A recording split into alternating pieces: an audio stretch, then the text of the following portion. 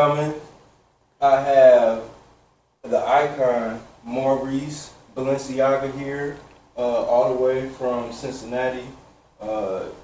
When I was saying your hometown is Cincinnati. Yes. We're shooting this in Cincinnati, so that's really dope. First, I would just say, I appreciate, you getting on here. I appreciate being able to interview like more Midwest people, or OKI, whatever you want to consider it.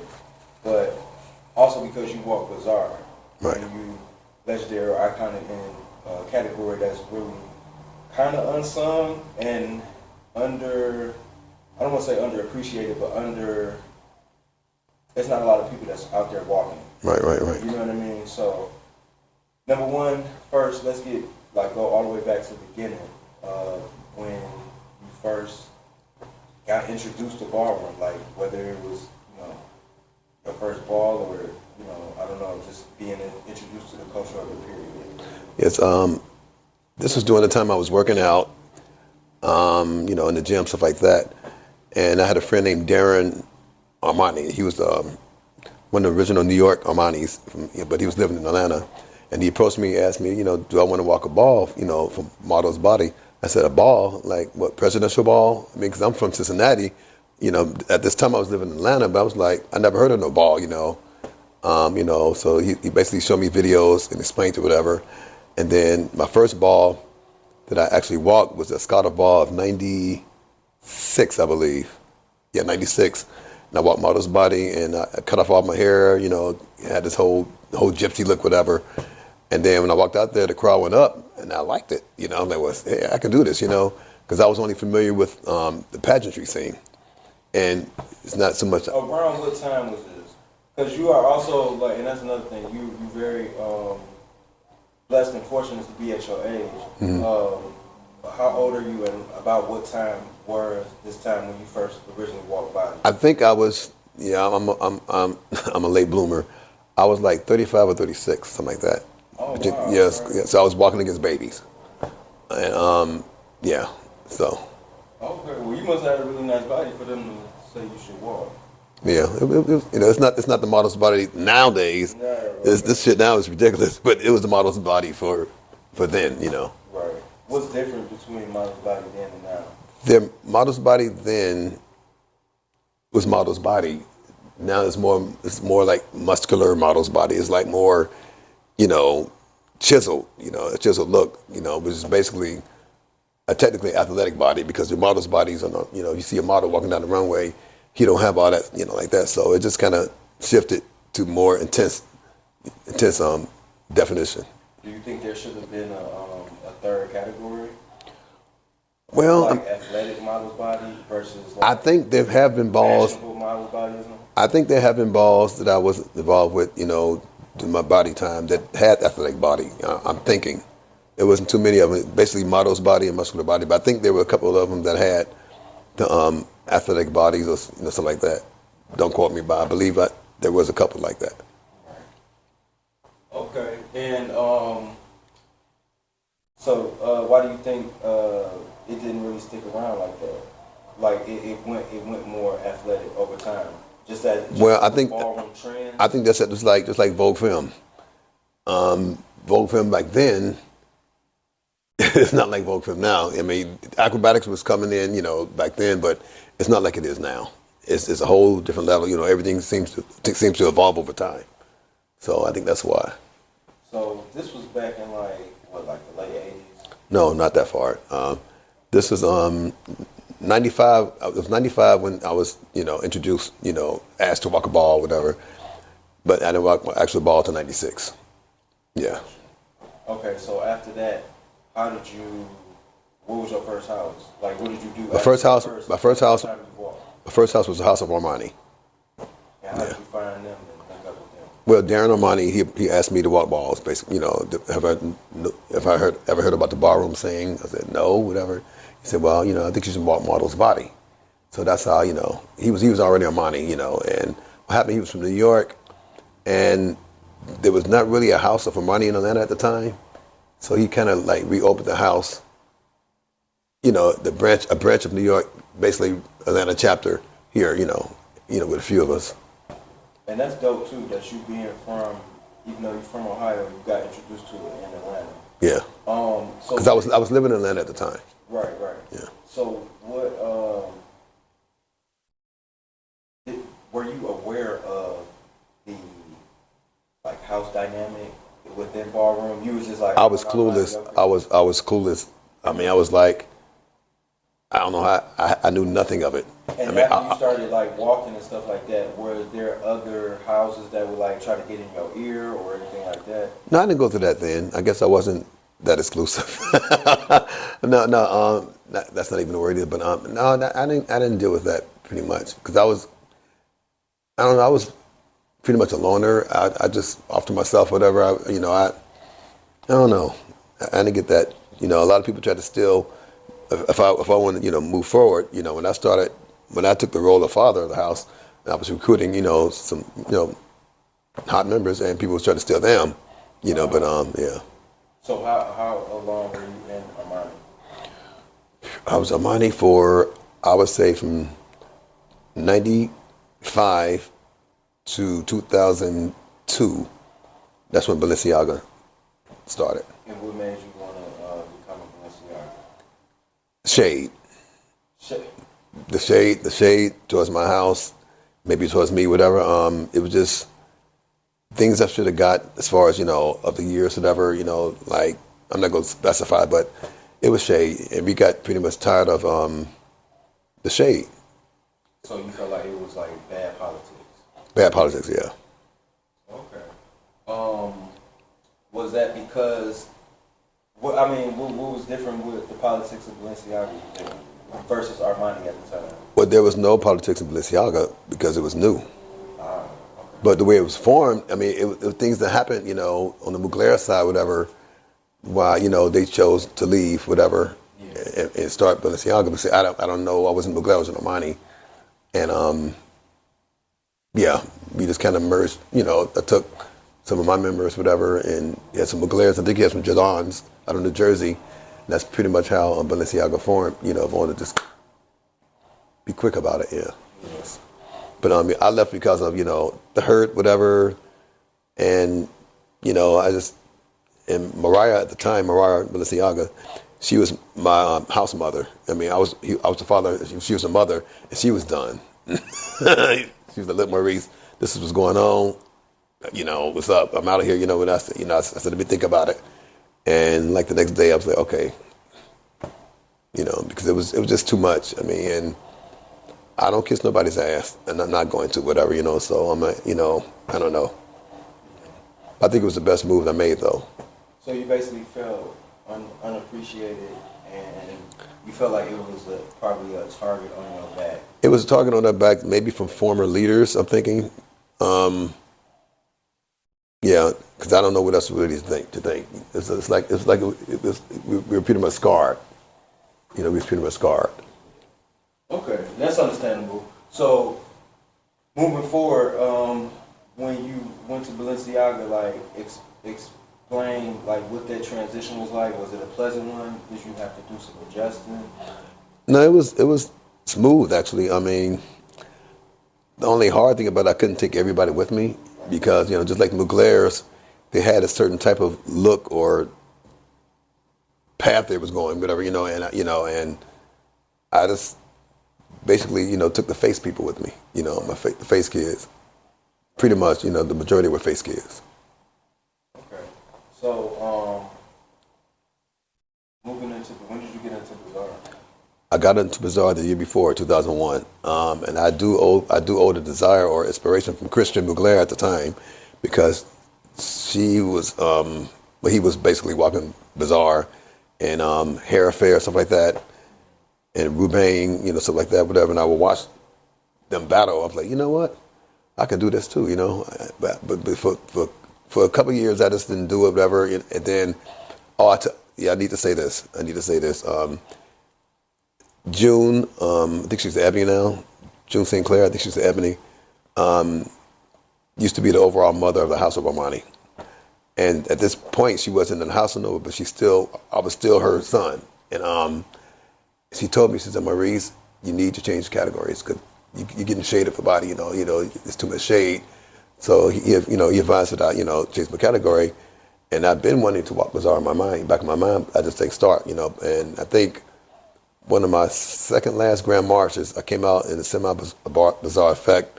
I was all silver, and my outfit was made out of rubber bands and paper clips for the most part. And that was kind of like a prelude to Body. And it was at Stewart's Ball, I think it was Making of a Legends Ball, 2001. That's when I finally did it. Okay. Yeah. And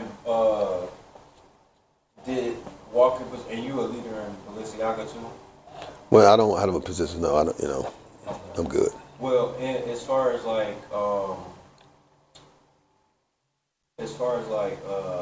Bazaar, has there been any challenges as far as like you just trying to get into the category? Like, as it's not like other categories. Like, some categories are simple. You can kind of like bring what you walking in a backpack. Correct, right. With Bazaar, it's like a whole production going on. So what were the challenges that you faced, basically first started walking the category where all you need is underwear, then going to the category where now you got all this stuff. My thing is effectiveness. My thing is putting stuff together well. So it wasn't an obstacle, but my biggest thing was time. I needed time to do my effects, so I took the time to do it. A lot of times people don't know this. Some of my effects took 30 days because I was working at the time. I had a full-time job. So in the morning before my job, I do a little bit. Come home after my job, I do a little bit. I'll kind of like close myself off everybody. I'd be in my lab, I have to get off work, and I pride myself on making things that don't break. I try to make things where everything stays together, don't fall off my body like that, whatever. It's a skill. Actually, it's actually a skill / secret the way I do all that. But that's my biggest thing. My biggest thing is the time element. You need to, some people can put stuff together in 2 or 3 days, and that's them. I commend them. And I've done that one time too, but it was, I did like a little butterfly thing, whatever. It took me a couple of days to make it, whatever, because I decided the day before the ball that I was going to walk, and it turned out well, but mostly when I really bring it, it takes time.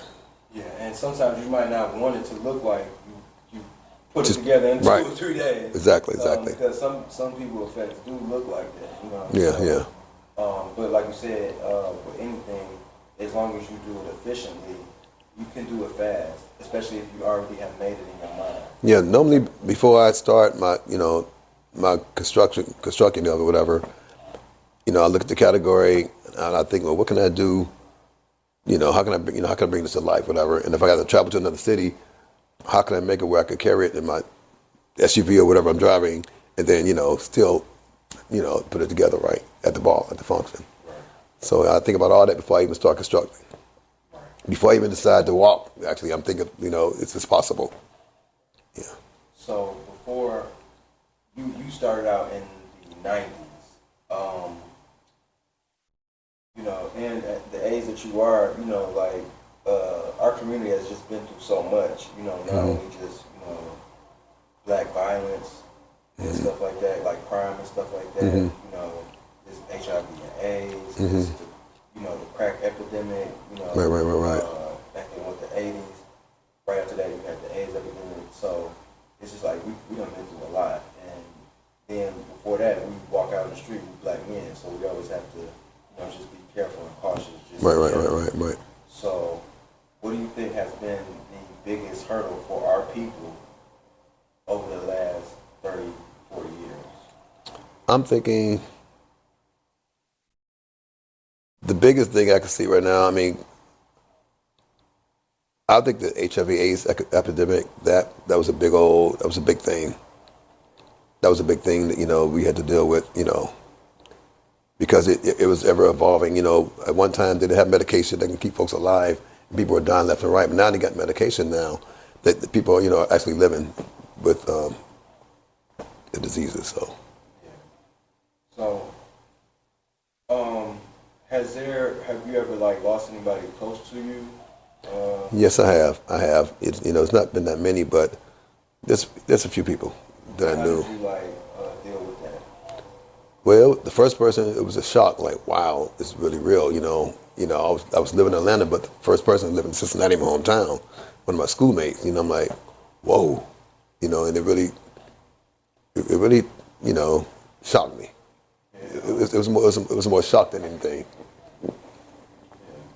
So, do you think, like you said, like they got medications and stuff now? So, do you ever think we'll see in our lifetime, like they'll be able to have the medication that can cure it, just in general? Honestly, they probably already have it. I'm one of those radical people. Conspiracy theorists. Right? Conspiracy theorists, call it, yeah. I've been labeled that too. And I think they already have it. Just like with cancer, everything else, pharmaceutical industry the pharmaceutical industry has to make their money. The doctors have to make their money too. And I think they already have it. But will we see it? You may see it before I may see it. I don't know.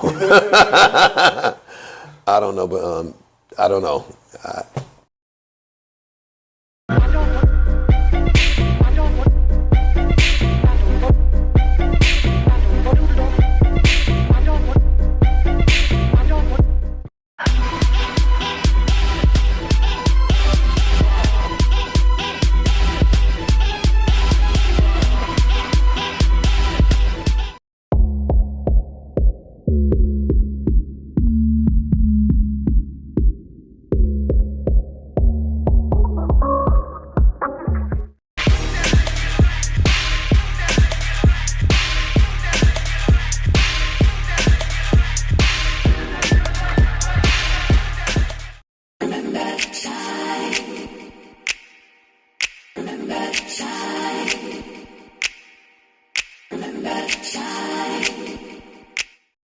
So, in your opinion, what do you think is one of the worst aspects of Ballroom, and what is the best aspects of Ballroom? And it doesn't just have to be, it could be anything within it, within the culture, within the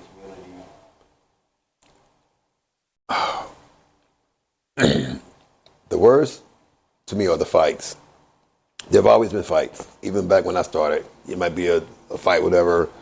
But like you say, everything has evolved. The fights have evolved to weapons, weaponry, and if things don't change, it can be fatal. So I think the fights are the worst. Politics, of course, you got, politics, you got judges who are going to give it to the girlfriend, whatever, and that can be bad. I spent $1,000 for this, $5,000 for this runway category, and you give it to her because that's your girlfriend, so that's like a personalized bad, it affects the house, but it affects more the person who's walking, so, but the fights now, it's just like, I don't know where to get these kids from. I don't know what's going on. I really don't. Know where they get them from. I don't know. I made posts, on Facebook, basically saying, people need to do background checks. It's getting to the point now, if you want to put in your house, do background checks, because you don't know what you're getting now. It's just, I don't know. It's. So yeah, I understand that. Like as far as like the violence in Ballroom, the only thing with the background check is like you expect somebody to sit up and give all their information. Exactly. Like, I don't know, but if you want to be in this organization, you will. If you don't, you go to the other house. I understand, but like you never know what somebody is into, and right. You giving your information. That too, because people could be crafty and. You know what I'm saying? Yeah, like, it don't yeah. really sound too sound for me. But I'm saying, what is there to do? How are you going to know these people? Well, there need to be more. The leaders need to come. The alliances, whatever, need to come together and finally say, if this happens at the ball, we're going to do this and stick with it. But right now, some people, a lot of promoters are so greedy they don't care. Okay, you can't walk the balls in Atlanta, but you can walk ball here in Philly. You know what I'm saying? So I think we all need to be uniform as far as the consequences of it, and make examples out of people, whatever. Yeah, that's true. The only thing that I said, and I think I said this on an interview recently as well. It hasn't come out yet, but I said that I don't think that a main council is a good idea because within any council, within any region, within any isolated city, there's going to be politics within that council. Exactly. Yeah. So you're going to have one council that's going to call shots in an area that they don't even live in, and sometimes in an area that they may not even support. Imagine if the council was located in New York and they're dictating what's going on in Cincinnati. Is that fair? Well, that's not really what I meant by that. All the councils need to be on the same page. And for whatever region they're in, okay, you handle New York, you're New York. I'm on Cincinnati Midwestern Council. We handle the Midwest, whatever. But we all need to stick to the same rule. So you think whatever like a big organization, like.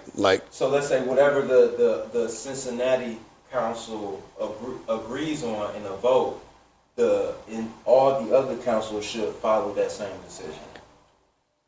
Well, if they're banned from balls in Cincinnati, it may be a good idea for everybody else to ban them too. I'm saying it needs to be one system. It's hard to explain. Because this person is banned from Cincinnati, so they go to Chicago and do the same thing there. So it needs to be a set rule.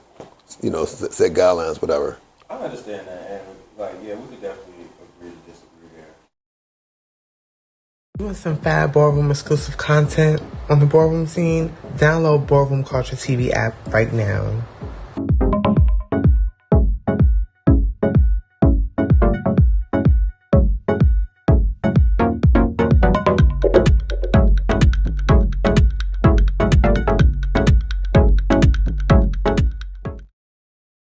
Well, I think another way to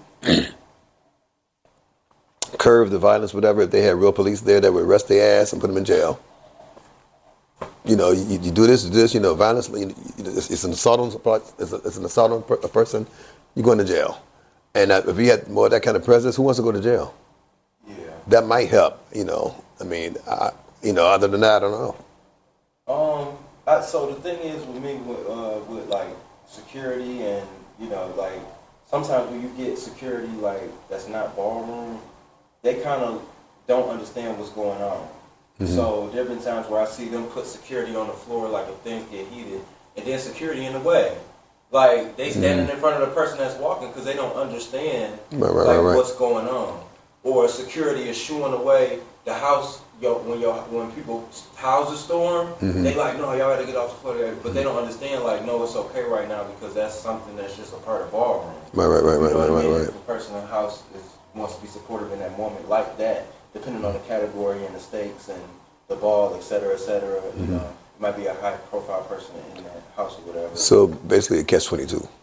Yeah, exactly. I think the best thing to eliminate violence is for each other to get involved. So if I'm your house brother and I'm seeing you about to get into a fight with somebody, break it up. That's one way. And the other person's people need to get in and do it too. Right. You know what I'm saying? And that's the way that we saw violence. The last ball I had, it was actually almost almost 3 fights. But nobody never threw no punch because at the end of the day, everybody's people got they people. And we got to remember, just ballroom, it's becoming mainstream and it's becoming just a business. But we got to remember the community in it. And you know what? People are not doing it for the fun anymore. They're doing it for status. And that's another thing, they're so worried about getting this status, becoming a legend, icon, whatever. They're taking it too serious now. It's too cutthroat. It's like, oh my God, it's like they're taking the fun out of friendly competition, and it's more like, I want to say business, but it's more like, it's a different goal set, different mindset now than what it was. Back in my day, I didn't think about being no legend or icon. I just like bizarre, I like creativity, I like making stuff, whatever, and now, so it wasn't really the factor for me, I'm doing this. Anybody that I interviewed that started walking in the 90s all say that same thing as well. That it definitely was a shift in now it's business related. Right. People are coming to it with like goals and plans versus back in the day, a motherfucker just didn't have nowhere to go, and their people just took them out to the bar. Right. You know what I'm saying? Not yourself, because you came in the ballroom a little later. But yeah, like ballroom is definitely changing. So, what do you think are the good changes about ballroom? But the fact that it is out there now, it's not pretty much underground. Like the world knows, and there could be a lot of opportunities with that. Main Street opportunities. And it's always been good. What's good about it is the competition. I'm a Leo, so we're naturally competitive. And it's the competition. Competing. That's one of the good things. It's always been about that. I think, yeah. Yeah, that's understandable. So, in your time, I know you was a leader in Armani, and I know you're not a leader in Balenciaga, but I'm pretty sure you still play like a mentorship role or something like that. I mean, because they had you come out with the leaders at the Aga Ball, right? Because I'm a founding member, day one member. Yeah. Right. Oh, because you're a founding member, right? Yeah. So, has there been any challenges as being a founding member, or somebody that's looked at as a mentor or elder? Not saying you old, but I'm saying like you're like an elder in ballroom. Has there ever been a challenge or anything like that you had to come through for somebody, or that you had to like, just being a parent in general? Were there any like challenges with that? Not really. Let me think. Not really, because, a lot of stuff, since I am older, age-wise, whatever, I was never around a lot of stuff. I go to a club, go to a ball, I'm at home. I mean, I would never turn away anybody if they had a problem, needed advice, whatever, but I didn't run into a lot of that. And as far as mentorship, until recently, I was the only person walking Bazaar, so I had nobody to mentor but myself. So, it's like, but I have kids outside of my house, quite a few, So what do you want to see the category Bazaar go within the next 20 years? Well, I want it to be respected, just like Vogue Femme, or maybe Runway or Face. I want it to be, okay, no, it's not sensationalized. You're not spinning. You're not, it's not a movement. It's artistic expression, whatever.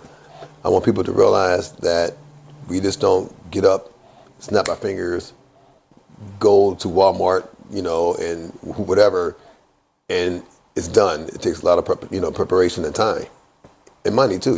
Me, I recycle. I think I'm probably the king of recycle, but it's still work. And, and I always have to buy more stuff, with the recycle, things I use. But people just need to appreciate that, or understand that no, it's not 1,000 people walking this category, but hell, look at what they've done, the few that walk it, we need to, I mean, like you say, it's not about money, but a lot of us look at it, we see all these categories, the same groups all the time. It's like, well, wait a minute, what about us, and maybe we wouldn't even be thinking like that had it been even playing field per se, or had they not started doing this for them, period, because when I started walking Bazaar, and I walk for the money, I walk for, creativity, the fun, the trophy, yeah, But now, after seeing all this, it's kind of like the legends out here that's walking. We feel like, well, heck, we deserve a coin too. And if it's not a coin, maybe we're not going to walk, so. So you want to see more money put towards Bazaar? It'll be nice, yeah. But with that said, more money put with the category, but don't make the category so difficult that nobody can walk it. I mean, because it's a lot of money with the Vogue performance, Runway, but it's not made so difficult that they can't walk it. But some, I've seen some categories for less than $1,000, you know, for Bazaar, they'll be like, y'all want all this, you know, and then, like you say, you know, end up nobody walking. So, you know, it's not that, and then that could actually hurt us too because it's, well, nobody's going to walk us, so we can stop offering cash. No, make the categories walkable. Make them interesting, you know, make somebody want to walk your category. Then they'll come out. So you think that it just needs to be a lot more creativity towards, it just needs to be more creativity towards Not more creativity, just the people who's writing the category know what they're doing. Don't make it too hard. I mean, because, yeah, just don't make it too difficult for folks because everybody don't have the same level of creativity or ingenious. You know what I'm saying? Everybody just don't. I mean. So you basically want more care put towards the category because you want just more thoughtfulness to it. Yeah, you know, yeah, just make it more doable. You know, make it challenging, you know, but don't make it where just, okay, why is this category here? You know, why they, you know, it's kind of hard to explain. I feel what you're saying, though. So what would you say to somebody who is interested in walking that category? What is some advice that you could give to walking it?